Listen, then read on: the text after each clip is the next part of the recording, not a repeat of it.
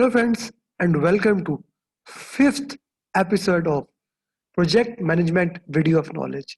And I'm extremely excited the feedback that I'm getting from all of you guys that how these things are clarifying the concept of PMBOK is really the thing that why I started this video series.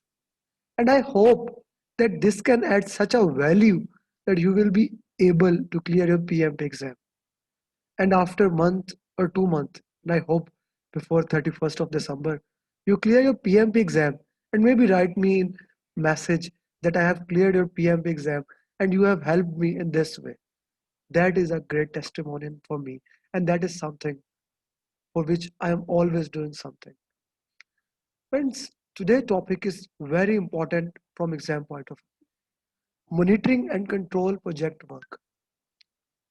In all monitoring and control from scope to stakeholders, you are producing work performance information.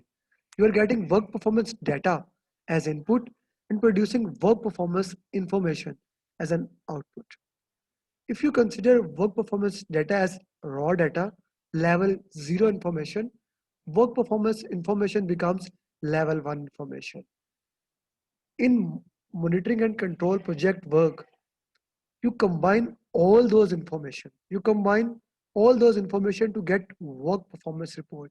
Here, you get the idea what you need to do. You get the report to take the action or not to take the action. This is very important. Project manager must influence all the factors that are causing the change. But sometimes doing nothing is the best thing a project manager can do. So, how to do, what to do, what are the impacts, how the information is collected and converted into work performance report. This is the process. This is the process which project manager cannot delegate. He must do it and supervise it. This is the process where all information is checked. It is checked whether to initiate a risk plan or not, whether to request for more finance or not. Because whatever the output will be from this process will go to perform integrated change control and where change control board sits, where the decision is taken on the change request. So without further delay, let's go directly to our notes and see what do we have here. So let's see, he's a project manager and he's looking at all the sites from the higher perspective. Project manager most of the time does not go and get involved into day-to-day task. He's working from a different extent. Maybe he's using less is far methodology and let the team do their work, but he's monitoring and he's controlling the project work.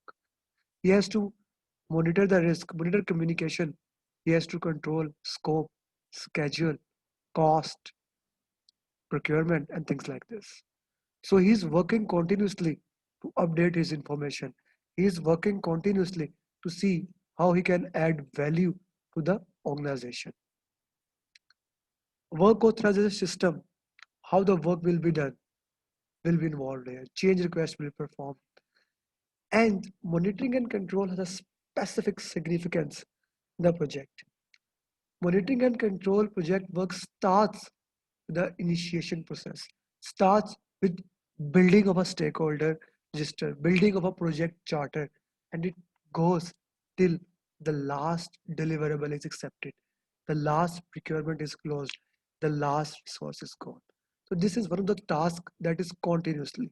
It will be evolving. The nature of the task will vary from time to time, but overall monitoring and control will remain there. So you gather status of the project, you execute and revise your plan, you manage and track changes, decision, control project work, facilitate decisions, facilitate issues and execute work. It is a process of tracking, reviewing and reporting progress against the project management plan. Project management plan or performance criteria. You are measuring the complete progress against the approved plan. And if there is a deviation, you request a change. And then maybe after calculating the impact even in this process, the change request goes to the next process. All the process is compared in this process. All the tracks are analyzed in this process. These are the ITTOs. You are getting project management plan as input. You are getting all the forecast as input here. Scope forecast, schedule. Will we be meeting the cost or not? What are the or CPI, SPI? How we are going to maintain the risk register, risk report? All those things are coming as input. And change requests are producing. We are getting work performance reports, plans, and document updated. We are comparing the actual performance with the plan through alternate analysis, cost, benefit, earned value, root cause analysis. Root cause is one of the best way to analyze the defect. You can utilize 5 why technique, asking why 5 times. You can use fishbone diagram, which is also known as Ishivika. You can use inference diagram. You can utilize Pareto chart, 20-80 principle. You can use burn up, burn down chart, variance analysis, and then you have to make decisions based on unanimity, plurality, majority, or maybe making on matrix criteria. So all the baselines are compared. The work performance data which you had produced in direct and managed work, which was converted into work performance information through 9 other knowledge areas, will be get converted into work performance report. So we are here, we are collecting the information and we are controlling each and everything. A very important concept, what you cannot measure, you cannot manage. What you cannot measure, you cannot think. What you cannot measure, you cannot proceed. So many things goes like this. Very important concept that I will add here is the difference between monitoring and controlling. Monitoring is when you are just seeing the things. Okay, things are happening, charts are going up or down. Controlling is that when you saw something, something is happening, good or bad, and you take the control in your hands. Take the control in your hands and you try to influence the factors that are happening. Maybe something bad is happening, you take a preventive action, that is controlling, and you have avoided a defect. Maybe a corrective action and you have avoided the effect.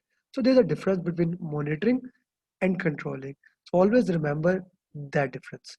I would say monitoring is more passive, controlling is more active. So you compare the performance, you track, review, and report progress to meet project objective defined in the plan. You allow the stakeholder to understand status of the project, how the projects are doing according to the project objectives. Very important input here is work performance information. Data converted into information and it is coming here as input and it will be converted into output. Then do you expert judgment, earned analysis, variance analysis. All this analysis will be done here. Decision will be done here and we will get the most important output, work performance report here. Burn up, burn down, trend lines, forecast, summary, how to do, or what not to do, get the change request, and each and everything like this. A very important concept that I always share in my class. Whenever you are talking about the process, always focus what is the major output of this specific process. In develop project charter, the major output was project charter. In develop project management plan, the major output was project management plan. In direct and managed work, you have 4 outputs, but the major output was deliverable. Then you also have work performance data, issue log, change request. Then in managed knowledge, you had lesson learned. In manage, monitor and control project work, you have work performance reports. Work performance report is simply the most important output in this process. You are doing all those things to make this report and this report will become input to the next process. The output of a previous process become input to the next process and also other processes. So work performance report will become input to perform integrated change control. I hope this has clarified some of your concept. Even if you still have any question, feel free to ask me anytime. I will be more than happy to share my knowledge with you guys. Thank you very much for listening.